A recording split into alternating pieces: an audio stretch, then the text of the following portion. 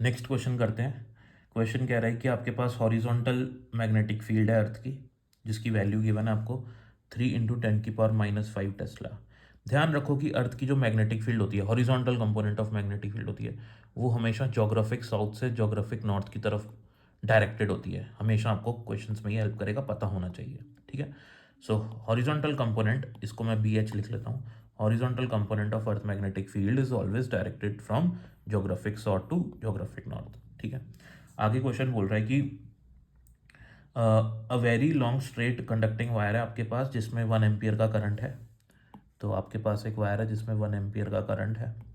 आगे क्वेश्चन कह रहा है, जब इसको आप किसी हॉरिजॉन्टल टेबल पे रखते हो तो इस पे कितना फोर्स पर यूनिट लेंथ लगता है, कितना फोर्स लगेगा पर यूनिट लेंथ। और इसमें जो करंट जा रहा है वो ईस्ट से वेस्ट की तरफ जा रहा है, यानी कि इधर लेफ्ट साइड पे जा रहा है करंट। ठीक है। तो इस पे कितना फोर्स पर यूनिट लेंथ लगेगा due to this magnetic field. अब मैग्नेटिक फील्ड की डायरेक्शन ये है, करंट की डायरेक्शन ये है। ध्यान दो कि जब भी कोई करंट कैरिंग कंडक्टर होता है मैग्नेटिक फील्ड में, तो ये करंट कैरिंग कंडक्टर है मैग्नेटिक फील्ड पे, तो इस पे मैग्नेटिक फोर्स लगता है जिसका वेक्टर फॉर्म होता है F vector equals to I L×B। ठीक है। तो सबसे पहले हमको इस पे निकालना पड़ेगा कि इसमें जो फोर्स लग रहा है वो किस डायरेक्शन में लग रहा है। ठीक है। तो ये जो L वेक्टर है इसको हम मानेंगे फर्स्ट वेक्टर, ये जो B वेक्टर है इसको मानेंगे सेकंड वेक्टर, और इसको मानेंगे थर्ड वेक्टर। तो अपने राइट हैंड की फिंगर्स को फर्स्ट वेक्टर की तरफ पॉइंट करेंगे, पाम को सेकंड वेक्टर की तरफ पॉइंट करेंगे, थंब थर्ड वेक्टर की डायरेक्शन देगा। ठीक है। तो फिंगर को फर्स्ट वेक्टर की डायरेक्शन में, राइट हैंड के फिंगर्स को, तो इधर की तरफ मैंने अपनी फिंगर्स को पॉइंट करा। पाम कहाँ पॉइंट कर रहा है मेरा, उस तरफ पॉइंट कर रहा है, उस तरफ।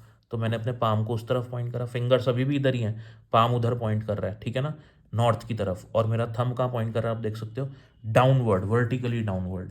तो मेरा थंब वर्टिकली डाउनवर्ड पॉइंट कर रहा है। ठीक है। तो इस पर फोर्स लगेगा कुछ नीचे की तरफ, वर्टिकल डाउनवर्ड। आप समझ रहे हो वर्टिकल डाउनवर्ड का यहाँ क्या मतलब है। अगर मैं इसको ऐसे बनाऊँ तो ज़्यादा अच्छे से दिखेगा, ये हो जाएगा वर्टिकल डाउनवर्ड। तो ऐसे फोर्स लगेगा, एक होगा वर्टिकल अपवर्ड। ठीक है। ठीक है। तो ये चीज़ है।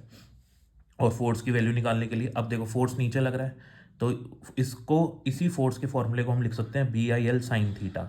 ठीक है। यहाँ पे थीटा किस किस के बीच का एंगल होता है, करंट और मैग्नेटिक फील्ड। अब करंट इधर जा रहा है, मैग्नेटिक फील्ड इधर है, तो दोनों के बीच में एंगल क्या है, 90 डिग्री है। तो इसलिए sin 90 हो जाएगा। ठीक है। ये L को अपन नीचे ले लेंगे तो F/L हो जाएगा, क्योंकि अपन को F/L ही निकालना है। B की वैल्यू क्या है बेटा, B की वैल्यू है 3 × 10⁻⁵, और करंट की वैल्यू है 1।